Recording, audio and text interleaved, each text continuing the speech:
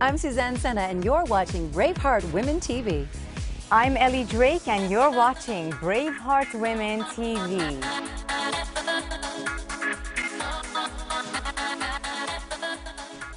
Hello everyone and welcome. You're watching Braveheart Women TV. I'm Elli Дрейк, and this is your professional success show. Sooner or later in today's electronic age, you're bound to find yourself in front of a camera. Maybe you'll need to submit a video for a job interview. Maybe you'll be interviewed by local or national news, or want to post videos on your own website. For those of you who have never been on camera before, it can be quite frightening. I'm still having nightmares. Everyone always says to relax and just be yourself. But what does that mean? Joining me to discuss this topic is media coach and on-camera professional Sьюзан Sena. Sьюзан currently stars in the Onion News Network on IFC and has spent most of her professional life in front of a camera. Sьюзан, why is the camera so intimidating? Well, you know, I think, Ellie, it's the same question that holds true, or the answer, rather, is the same that holds true for anything that intimidates us in life. Yeah. Fear of the unknown. I think that people who haven't been on camera before get very scared and psyched out because they're worried about things they don't know. What will I have to say? Where should I look? It's the same as somebody sitting down at a table with 4 forks, who's never been to a fancy formal dinner before. Right. Where do you start? It's that intimidation factor of, I'm going to look foolish. Yeah. And I think that's what holds people back. I have to say, for me, because at first I was a professional speaker, so only, speaking only in front of audiences. And then when I started doing things on the camera, in front of a camera, I was like, oh my gosh, it's a totally different dynamic. What felt different for you? In front of the people, that's a great question, because in front of people, I felt like I could speak in front of 10,000 people, and in the back of my mind, I was like, there are 10,000 pair of eyes that could be judging me. But when I sat in front of the camera and I looked into the lens, I was like, I don't know how many people could be judging me.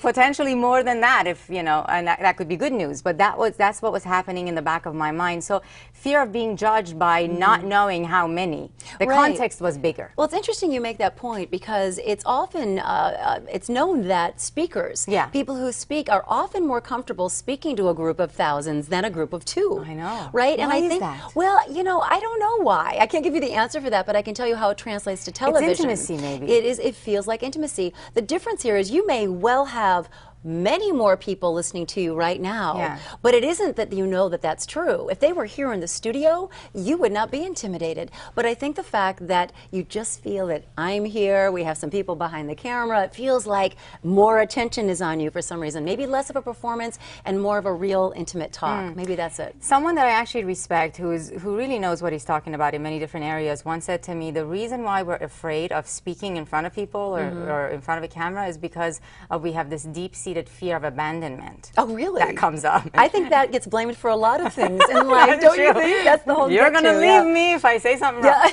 But said it's really not fear of public speaking, or it's really fear of abandonment that comes up. I think people, as I said, just don't know what to expect, and that's the #1 thing. When I work with people to train them to get better and to get better fast and more, I'm really working on improving their comfort level. I take away the unknowns. I show them how the cameras work. I talk to people about what they're doing. I record and play back. Another reason why people get nervous is very few people have ever seen themselves on television.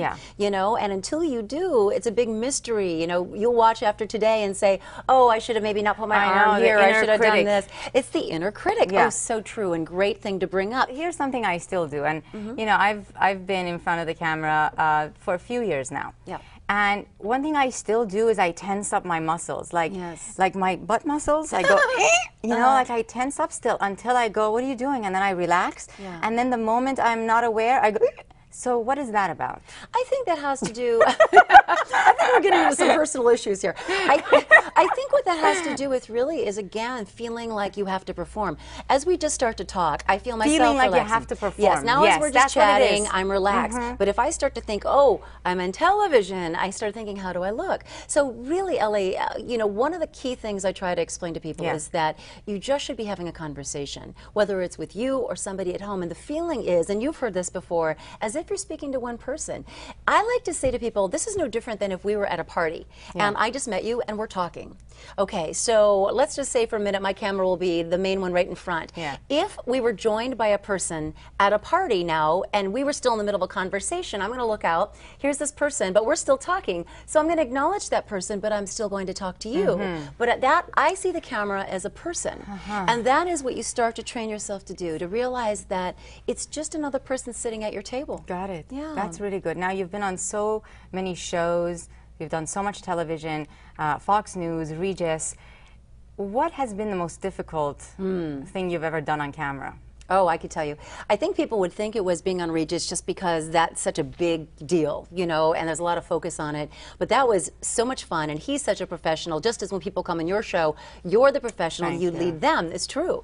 And that makes a difference. I think the most frightening thing I've ever done is live news.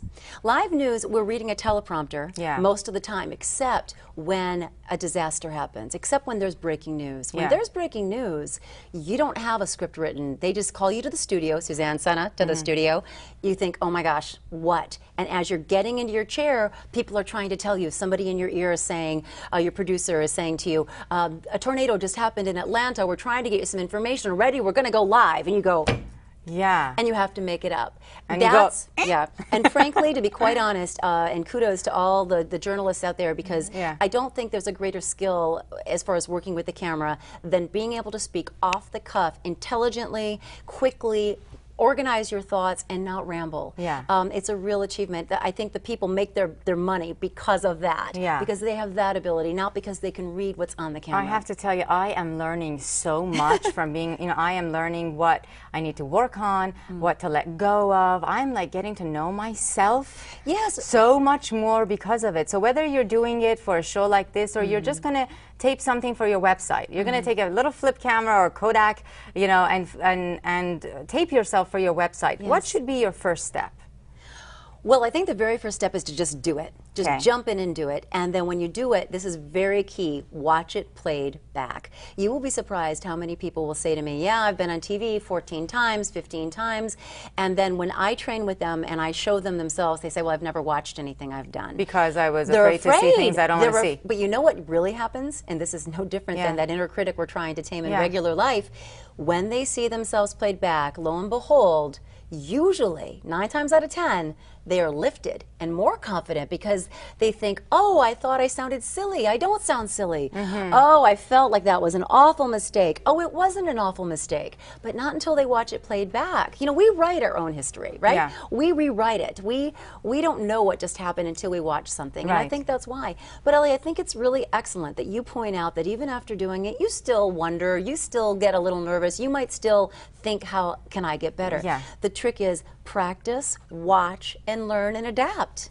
Practice, watch, learn, and adapt. Don't write that down. It's not patented. There's no, like, you know, so can you be an entrepreneur and ignore the camera? Meaning, absolutely not. And you know can't. what? You bring up an excellent point. I think it's no different now than saying, can you be an entrepreneur and not understand what Facebook is about or Twitter? In this day and age, if you want to shun social marketing, if you want to not ever look at a camera, that's your choice. But you will be missing out on opportunities and a great part of the marketplace. And you know, it's so important to be yourself and to be visceral and to make mistakes. Because we're not looking for like people that are perfect on camera. We want to know she's just like me. She understands me. And you know, the one video that I've done in my business that's gotten the most people, kind of attracted the most people and the most responses from it was the video I did in my kitchen with no makeup and with my kids running behind me. And I was like, hey, everybody, I'm too tired. I don't have makeup on, but this is what I want to talk to you about. And I went, what you see is what you get. And I had no makeup, my kid. And I was like, you have to be kidding me. I mean, that's crazy. Ellie, it's not crazy. It's you're making a very good point, and that is people, people want to know you. And if you want to work on television, or if you even just want to do a video, and you let some of yourself really authentically come through, people will feel that connection, and they will want to know more about you, your brand, your business. That's the trick, being authentic. I once was on live television, and I could not pronounce tuberculosis for the life of me. I said it wrong 3 times, even though I'd said it correctly before. We were running out of time. The producer is yelling in my ear. I kind of got through it, and at the very end I said, tune in an hour, we'll have another update, maybe I'll get that one right. Very and I nice. said to somebody, I'm going to get fired. They said, you're going to get promoted. That's good. Yeah, That's good good. example. All right, I'm not going to wear makeup for the next show. All right, Suzanne will also be joining us on our next episode as we mentor a budding entrepreneur on her way to bigger professional success. In the meantime, be sure to go to braveheartwomencore.com and find out what the Core Inner Circle is all about. We love hearing from you, so remember to share your questions and comments in the Braveheart Women discussion boards. On behalf of everyone here at the show today, thank you for watching Braveheart Women TV, and remember, be inspiration in action.